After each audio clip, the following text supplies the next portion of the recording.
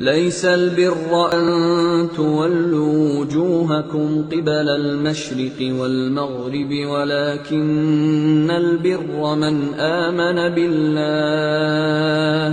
ولكن البر من آمن بالله واليوم الآخر والملائكة والكتاب والنبيين